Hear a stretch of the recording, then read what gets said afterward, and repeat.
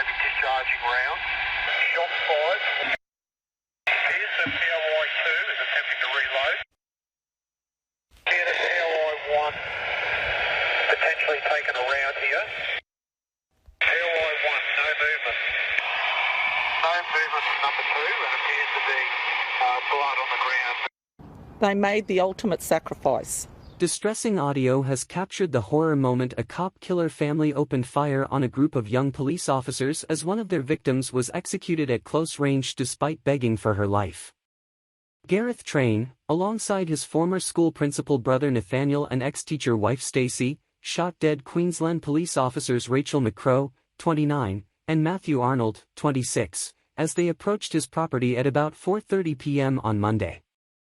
The three family members, dressed in camouflage and heavily armed, opened fire on the officers as they arrived at the Train family's Wieambilla homestead to investigate the disappearance of Nathaniel, who hadn't been heard from since October. An innocent bystander and neighbour Alan Dare, 58, was shot in the back and killed as he ran to the property to investigate the gunshots. Distressing audio has captured the disturbing moment police watched and heard their colleagues being murdered in cold blood.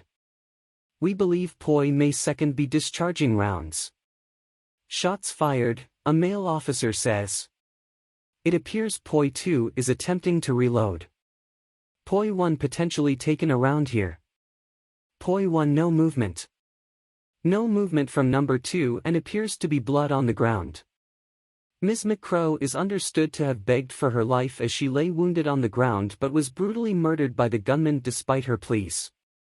Constables Rachel McCrow, 29, left, and Matthew Arnold, 26, right, were both gunned down upon entering Gareth Train's property in Wieambilla, rural Queensland. She and her colleague Constable Arnold were ambushed and shot at close range as they approached the front door of the remote property. Constable Arnold became a police officer in March 2020, while his colleague Constable McCrow was sworn into the force in June 2021. A third officer, Constable Randall Kirk, was shot in the leg as he ran for cover while Constable Keely Brough hid in long grass to evade the killers. Constable Brough sent frantic text messages to her loved ones as the gunman set fire to the bush in an attempt to smoke her out. She had only graduated from the police academy 8 weeks ago but bravely provided her colleagues with ongoing intel from her hiding spot. At least 16 general duties officers arrived at the scene as a mass shootout ensued. The property, owned by Gareth, who spoke of prepping his home for an apocalypse, and his wife Stacey was well off the grid, had extensive solar panels and water tanks. Four officers had attended a property on Waynes Road, in Wieambilla, west of Brisbane, on Monday at about 4:30 p.m., after being asked by their colleagues in NSW to check on missing man Nathaniel Train. 2 officers were shot dead. The officers were able to retrieve the bodies of their fallen colleagues and rescue Mr. Dare's wife Carrie from where she was hiding in the back of a car.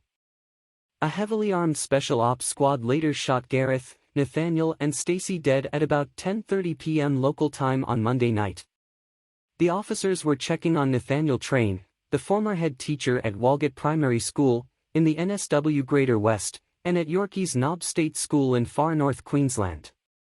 He hadn't been seen by some loved ones for more than a year and hadn't been heard from since October. He was reported missing last week in Dubbo.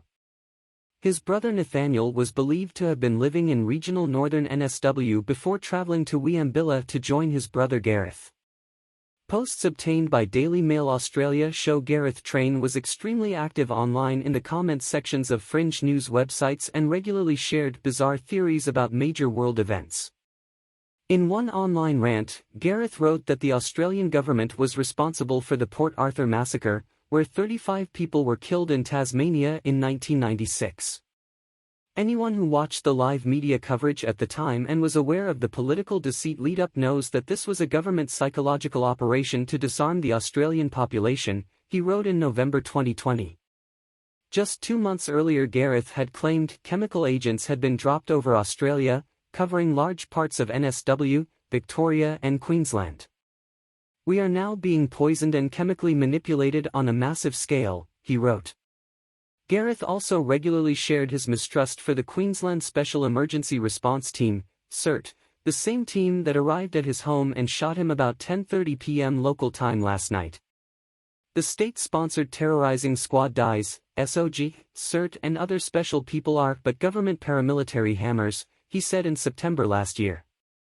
His brother Nathaniel is understood to have been living at Gareth and Stacey's home, which was off the grid, and which he appeared to be prepping for an imminent apocalypse, with extensive solar panels and water tanks.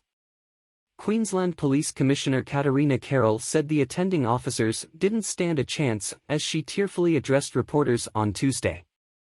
"The fact that two got out alive is a miracle," she said.